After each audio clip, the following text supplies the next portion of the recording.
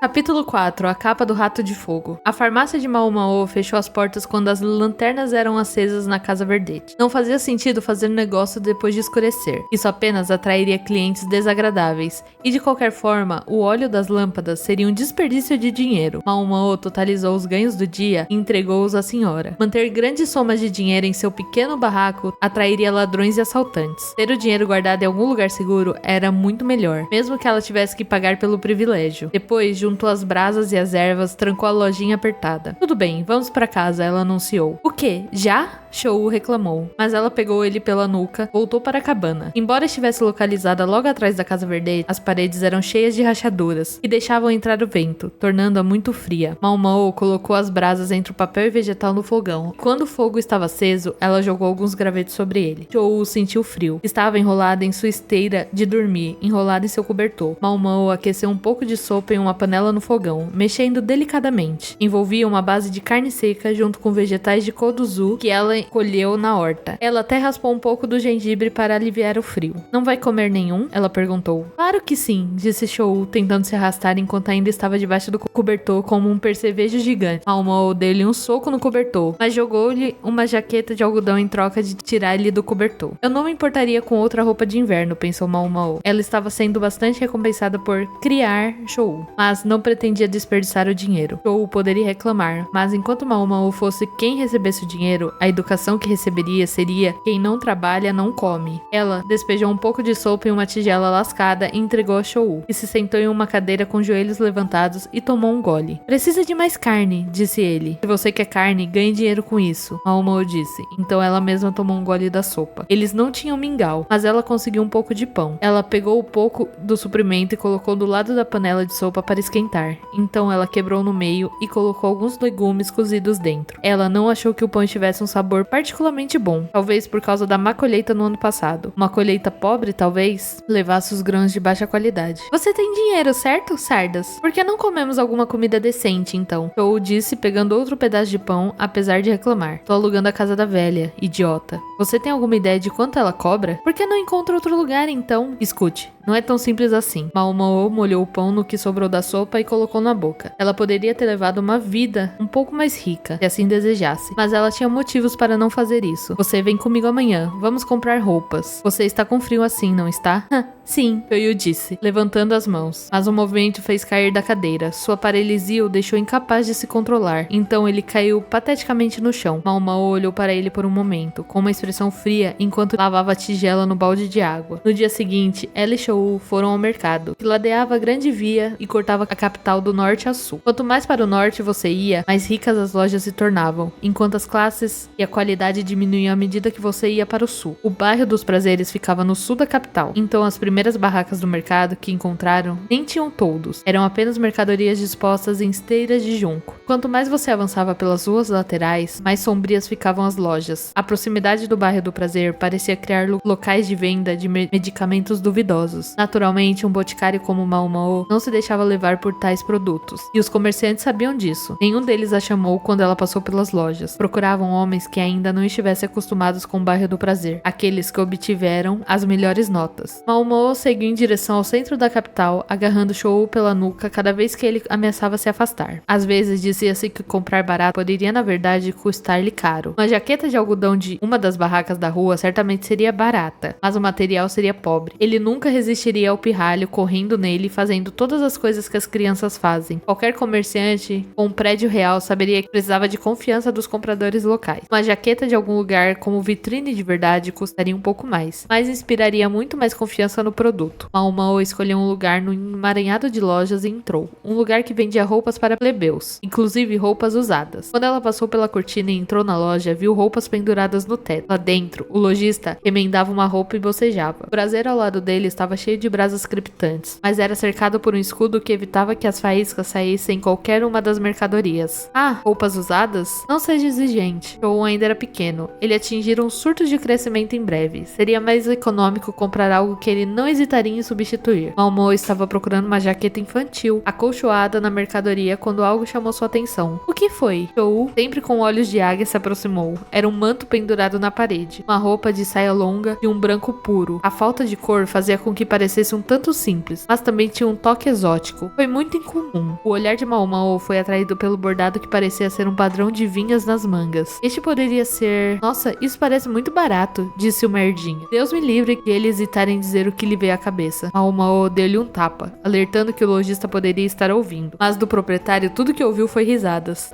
Você acha que isso é barato, garoto? Não é? As roupas de meninas deveriam ser coloridas. Suponho que você esteja certo. O lojista colocou o alfinete numa almofada de alfinetes, depois esfregou os ombros rígidos, sorriu para eles. Ele deixou seu olhar vagar para o roupão. Mas este manto, você vê, é uma ninfa celestial que usou uma vez. Uma ninfa celestial? Isso pareceu despertar o interesse de Shou. Ele havia se sentado em cima de uma cômoda. Talvez a paralisia tornasse difícil para ele ficar de pé por muito tempo. Irritado, Mao Mao continuou sua busca pela loja. O lojista aqui era um daqueles balconistas que matava o tempo conversando com os clientes. Não há nada como dizer quanto do que ele disse era verdade. Tudo que ela lembrava era como ele costumava falar de seu pai, Long Man, por horas a fio. Só preciso encontrar alguma coisa, então poderemos sair daqui. Se Shou estivesse ocupado conversando com o balconista, isso seria perfeito. Ela poderia encontrar algo quando ele estivesse distraído. Mas era um lugar pequeno. Goste ou não, ela ouviria as histórias do balconista enquanto navegava. Veja, naquele manto veio de mim do oeste. Um aldeão de uma das pequenas aldeias ajudou uma menina que se perdeu na estrada. A garota era muito bonita e o aldeão se apaixonou perdidamente por ela. Ela era uma jovem comum, tinha pele branca e cabelos dourados. Ela sabia tecer um fio diferente de qualquer outro e como ele teceu vários mantos para retribuir aos aldeões que ajudou. As vestes eram bordadas com desenhos misteriosos e vendidos por várias vezes o valor de qualquer outro tecido. A menina insistiu que queria voltar para sua cidade natal, mas parecia não saber onde morava. Deve ter vindo de alguma terra distante, suponho. O aldeão pediu a menina em casamento, e de novo, e finalmente ela decidiu aceitá-lo. Mas foi um mau momento, pois nesse momento a família da menina chegou à aldeia à procura dela. Dava para perceber que era a família dela porque eles tinham o mesmo tipo de cabelo e pele. O aldeão finalmente conseguiu que a garota concordasse com sua proposta, e ele não estava disposto a desistir dela. Então ele a escondeu e toda a aldeia fingiu que não sabia nada sobre o assunto. A família da menina foi embora, mas ficaram desconfiados. O aldeão decidiu que era melhor se apressar e realizar o casamento, e fazer da jovem sua noiva. Uma vez que eles se unissem em casamento, a família dela não seria mais a família dela, entende? A jovem objetou, mas os aldeões não lhe deram atenção. Ela foi obrigada a tomar banho na fonte da aldeia para se purificar. Após o que planejaram realizar o casamento imediatamente, a menina chorou enquanto se lavava. Seu único conforto era que, como vestido de noiva, ela usava um dos vestidos que havia feito, uma lembrança de sua casa perdida. Você pode imaginar a dor que ela deve ter sido? Mesmo quando estava em seu vestido de noiva, ela quase se afogou em lágrimas. Quando todos ao seu redor comemoravam, a garota subiu ao altar para jurar seus votos ao aldeão. No entanto, mesmo naquele momento, ela não conseguia esquecer sua família. Ela implorou ao homem que a devolvesse a seus parentes. Ele recusou. Então a garota se encharcou com um pouco de óleo próximo, pegou uma tocha e acendeu fogo. Ela correu em chamas, passando pelos aldeões em pânico. Ela mergulhou na fonte e desapareceu. Ela deixou para trás apenas um pedaço de pano, o véu que usava. Da própria mulher queimada não havia sinal. Os aldeões especularam que talvez ela tivesse tornado ao céu. Nem ninguém da sua família voltou a ser visto. Por isso, todos os aldeões concordaram. A menina e sua família tinham desaparecido de volta ao céu. É esse o manto que a ninfa usava, proclamou o lojista. Uau! Shou disse, devidamente impressionado. Apenas alguns minutos antes, ele ridicularizava a roupa, considerando barata, mas agora olhava para ela como se fosse uma joia brilhante. Enquanto isso, Mao Mao segurava uma sucessão de jaquetas nas costas de Shou, imaginando qual delas caberia melhor nele. Ela encontrou uma cor um tanto desagradável, mas que era do tamanho perfeito. Ei, Cardas, isso é um vestido. Que tal comprarmos isso? Os olhos de Shou estavam brilhando. O menino tem razão, arriscou o lojista. Aquela ninfa celestial não era muito mais velha do que você, mocinha. Vou até te dar um preço especial, já que vocês dois são muito parecidos. Boa tentativa, mas o ábaco que ele segurava sugeria que o preço ainda era um dígito a mais. Mao Mao quase riu alto. Uma ninfa celestial, certo? Posso ver um de verdade, afinal. Uma ninfa ligeiramente danificada vinha regularmente à Casa Verdete. Você está me dizendo que não acredita na lenda da ninfa? O lojista perguntou. Algumas pessoas não têm senso de romance. Ele abriu os braços e balançou a cabeça com uma expressão de decepção. Sou eu quem deveria estar desapontado, pensou Mao Mao. Ela não só tinha visto uma ninfa celestial antes, ela tinha visto uma desaparecer na água como na história. O espírito da lua também voltou da água, parecendo um rato encharcado, e perguntou se ela já planejou repetir a apresentação. Mas novamente, tais visões devem ser realmente raras. Sem querer, Mao Mao riu ao se lembrar. O mundo estava cheio de coisas estranhas, mas elas sempre tinham alguma explicação. Foi só porque as pessoas pessoas não sabiam por que certas coisas aconteciam, que elas inventavam histórias sobre maldições e poderes mágicos, e às vezes até sobre fantasmas. Mao Mao deu uma boa olhada no manto que a ninfa celestial havia tecido. Posso tocá-lo? Claro, só não suje. Mao Mao sentiu a textura do tecido e estudou o bordado. Então ela sorriu. Lojista, você realmente acha que pode vender essa coisa por esse preço? O que faz você dizer isso? Claro que eu posso. E ainda assim, ele estava tentando impedir isso a Mao Mao. Se ele realmente acreditasse que o manto havia sido tecido por uma visitante genuína do céu, teria acrescentado mais um dígito no preço.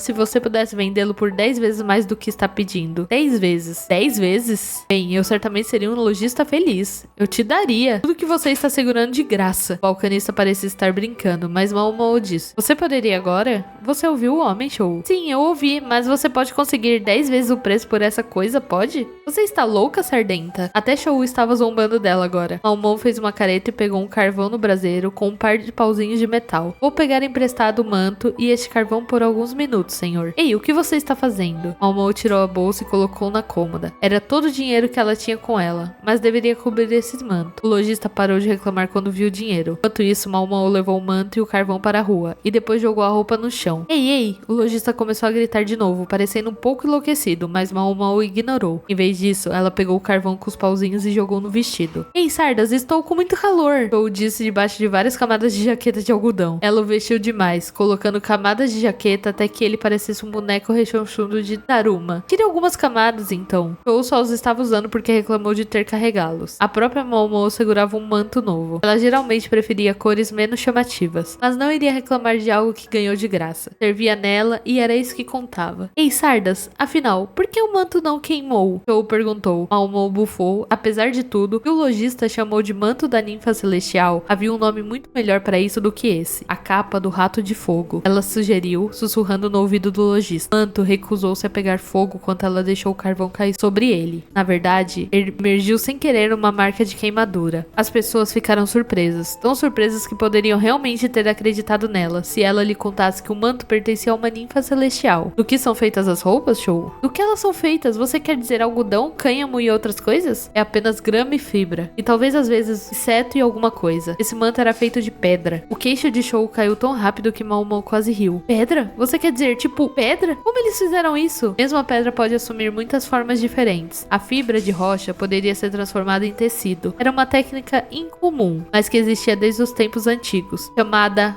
Hou-Hou-Bu. Mas isso não parecia muito impressionante. Então ela pegou emprestado um nome usado para o material no país insular oriental. E é claro, a rocha não queima. Ainda assim, o que deve ter parecido para as pessoas que testemunharam isso, mesmo aqueles que conheciam Hou-Hoan-Bu, podem estar vendo pela primeira vez. A singularidade disso ajudaria a aumentar o preço entre colecionadores curiosos. Isso rendeu a Mao Mao um verdadeiro guarda-roupa de roupas gratuitas. Então essa é a história? E a ninfa celestial, então? Eu suspeito que foi... metade era verdade e metade não. Mao Mao reconheceu o bordado nas mangas do manto. Era escrito em caracteres do país estrangeiro que seu pai, Lo Mei, costumava usar para escrever suas anotações. Quando estilizados, os personagens podem parecer trepadeiras em redemoinho. A chamada ninfa celestial provavelmente era daquela área, e se ela estivesse cabelos dourados e pele branca, talvez também tivesse um pouco de sangue do norte em suas veias. Se o casamento de parentes próximos durasse muito tempo em uma pequena aldeia, a prole ficaria mais fraca, de modo que os habitantes de tais lugares certamente desejariam linhagens mais distantes. Talvez a jovem realmente tivesse perdido ou talvez tivesse sido sequestrada. Seja como for, os aldeões certamente não iriam querer abrir mão de tal prêmio. Então a menina fez seu vestido, doente de vontade de voltar para casa, para sua família. Ela teceu com material incomum, fibra de rocha, e bordou caracteres que os moradores não conseguiam ler. Uma mensagem secreta pedindo ajuda à sua terra natal. No dia do casamento, ela provavelmente estava usando roupas íntimas encharcadas com água. Ela também teria encharcado o cabelo, usando o véu para esconder o fato. Você sabia que existe uma maneira de evitar que uma tigela de madeira queime, mesmo se você colocar fogo nela? Mao Mao disse. Você simplesmente enche a tigela com água até secar completamente. A madeira não pegaria fogo, pelo menos desde que o calor não ultrapasse uma certa temperatura. Se a mulher usasse roupas íntimas molhadas sobre um manto de fibra de rocha, e se ela também colocasse uma roupa mais inflamável por cima, tudo que ela precisava fazer era pular na água antes de sofrer sofrer queimaduras. Se ela usasse os padrões de manto para indicar como havia escapado, era provavelmente que alguém encontrasse mais tarde. Claro, ela não teria garantia que funcionaria, mas a julgar pela história do lojista, ela conseguiu. Em algum nível, não foi tão diferente da performance que fizeram no banquete para os enviados, no ano passado. Chou disse, parecendo genuinamente impressionado. Por que você não disse nada disso para o cara da loja? Eu não gostaria de estragar o romance. Chou riu, como se quisesse admitir que estava certa. Havia, pode-se acrescentar, outro motivo, embora um que Chou não precisasse conhecer. Havia belos bordados no interior do manto, bem como nas mangas. Então, temos uma jovem em algum lugar do oeste ou no norte, pensou Mao Mao. Será que uma jovem perfeitamente comum teria coragem de atear fogo a si mesma e correr por isso? Mao Mao certamente não faria isso. Além do mais, o jovem sabia ler e sabia fazer as fibras de pedra. Será que todos na rua desse outro país sabiam fazer essas coisas? Parecia improvável que alguma artista errante possuísse tais talentos. Talvez ela fosse uma espiã ou algo assim? O Ocidente estava mais sujeito a pequenas disputas fronteiriças com outros países do que muitas regiões próximas. A ideia de que a jovem era agente da inteligência não estava fora de questão, embora nesse caso ela parecesse um tanto descuidada. Mao Mao, por sua vez, sorriu sarcasticamente diante dessas fantasias inúteis e continuou seu caminho para casa.